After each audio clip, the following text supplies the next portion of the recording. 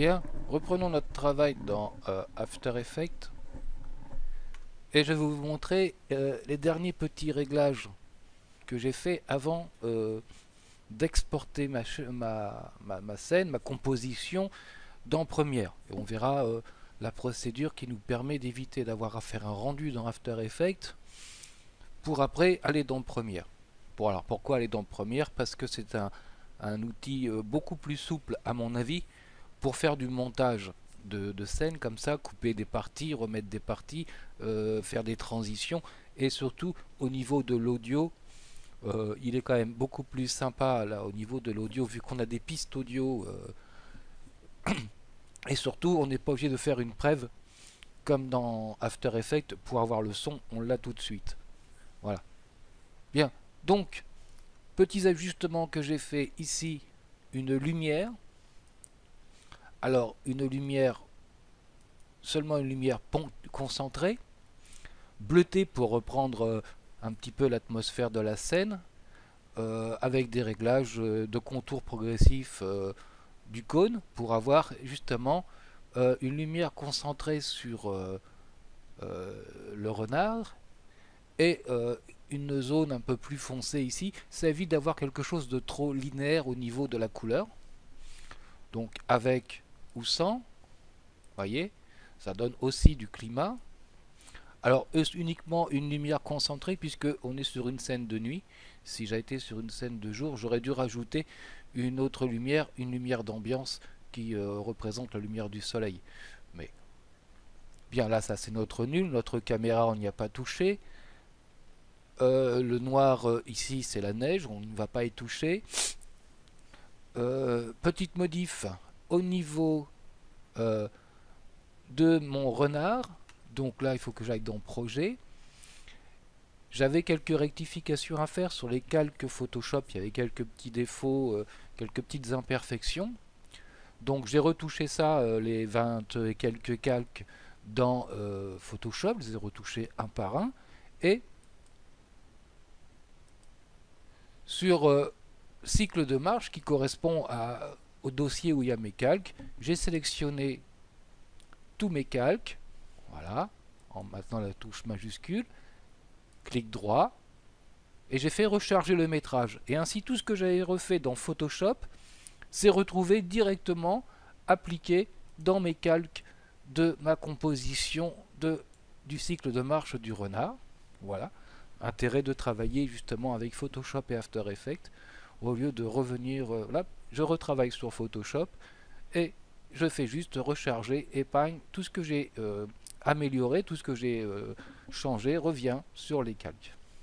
Bien sûr, on ne change pas les titres des calques, on n'en supprime pas. Voilà. Quoi d'autre encore? Oui, la lune. La lune, j'avais fait une lune dans Photoshop qui était un petit peu trop jaune, un petit peu trop brillante. Là, on veut mettre un climat froid. Donc, un petit réglage, j'aurais pu faire dans Photoshop, mais j'ai préféré là, dans ce cas-là, le faire sur After Effects pour voir tout de suite ce que ça donnait dans la scène. Donc la lune, voilà, un petit effet simplement de teinte et de saturation. Donc on va voir les effets. Et j'ai désaturé un petit peu ma lune pour qu'elle soit moins jaune. Donc du coup, j'obtiens quelque chose de beaucoup plus pâle, mais à mon avis plus logique avec la scène. Voilà. Ma fumée. Alors la fumée ne me plaisait pas beaucoup, et puis j'avais pas envie trop de me casser les pieds avec, avec tous les réglages des particules. Alors là on avait utilisé Particle World. Certains utiliseront Particular, hein, qui est pas mal, qui est même mieux d'ailleurs, mais beaucoup plus complexe hein, avant de maîtriser la chose. Et moi je vous ai opté pour une autre solution, ce qui me permettait de vous montrer d'autres possibilités. Euh, il existe sur le net un certain nombre de sites ou de pages YouTube qui vous proposent des effets comme ça, créés sur fond vert. Alors ils sont pas tous pas merveilleux, mais certains sont pas mal et surtout bah, ça va beaucoup plus vite. Euh, si des gens se cassent la tête à faire des choses pour les échanger aux internautes, et ben, dans le cas où ils sont bien faits, il n'y a pas de raison de s'en priver. Donc ici, la fumée, vous voyez qu'elle est bien bien meilleure que ce que j'avais fait précédemment, beaucoup plus légère. Eh bien, c'est une vidéo sur fond vert.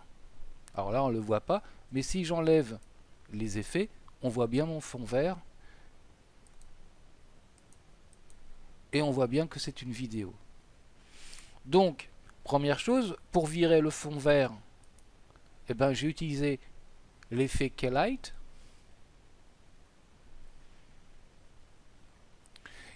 L'effet Keylight qui me permet d'enlever un fond vert ou un fond bleu. Hein, ou d'autres couleurs, puisque ça ne se limite pas à ça. Donc là, simple fond vert, hein, j'ai été cliqué avec la pipette sur le vert de ma petite vidéo sur fond vert, ça me l'a enlevé et ça m'a gardé la fumée. Voilà. Ensuite, Nathalie m'avait dit, et elle n'avait pas tout à fait tort, que le fond, la couleur de référence de cette scène était bleutée, donc j'ai bleuté un petit peu la fumée. Et comme elle était un tout petit peu sombre, j'y ai rajouté, donc j'ai bleuté avec CC Color Offset, voilà, qui me permet de jouer sur les couches RVB. Voilà, donc j'ai un peu forcé la couche bleue. Et ensuite, dernière chose pour la fumée, pour qu'elle soit un peu moins foncée, eh bien, j'ai été chercher comme dans Photoshop, hein, j'ai été chercher niveau. Voilà, niveau, pour ceux qui connaissent, hein, 256 nuances de gris.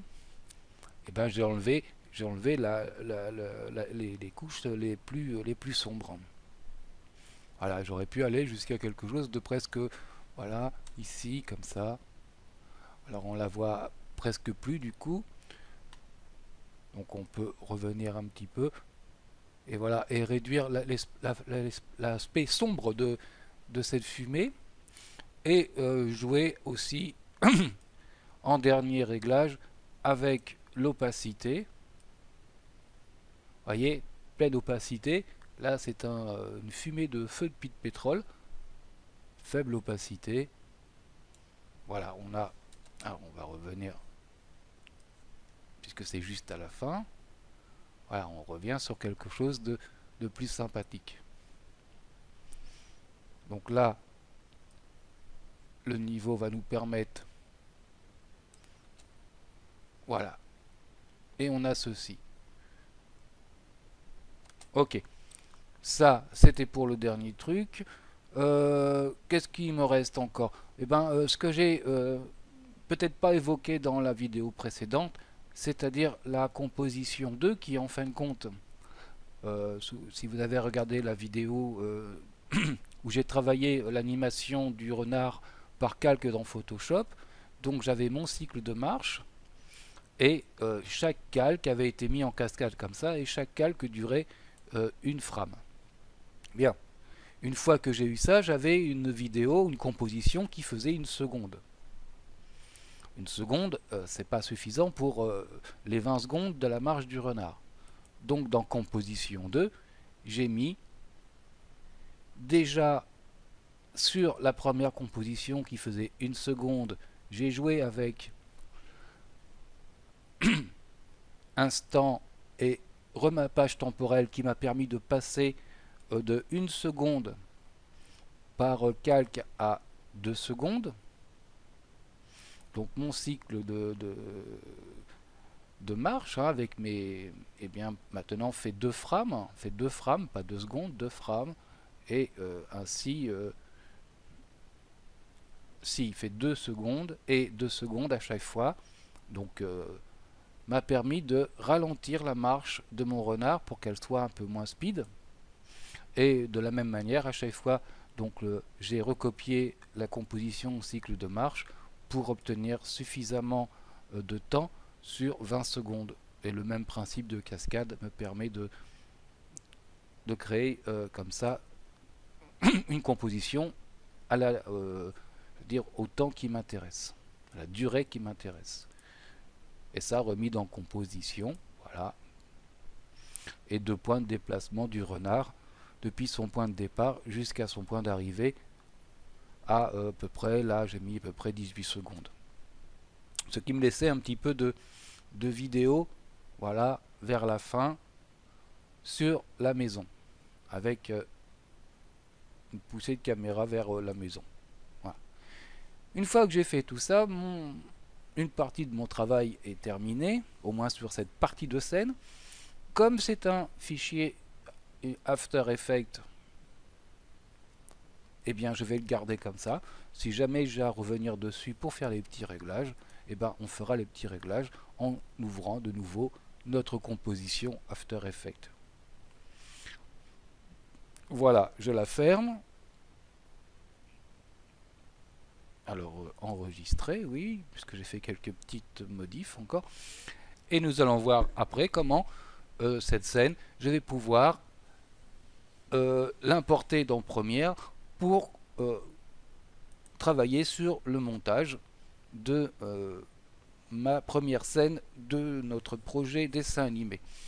Voilà, on retrouve ma scène et je vais vous montrer dans la vidéo prochaine comment travailler dans Premiere pour faire une scène et voir ce qui va être encore nécessaire de travailler sur After Effects pour arriver au bout de notre scène.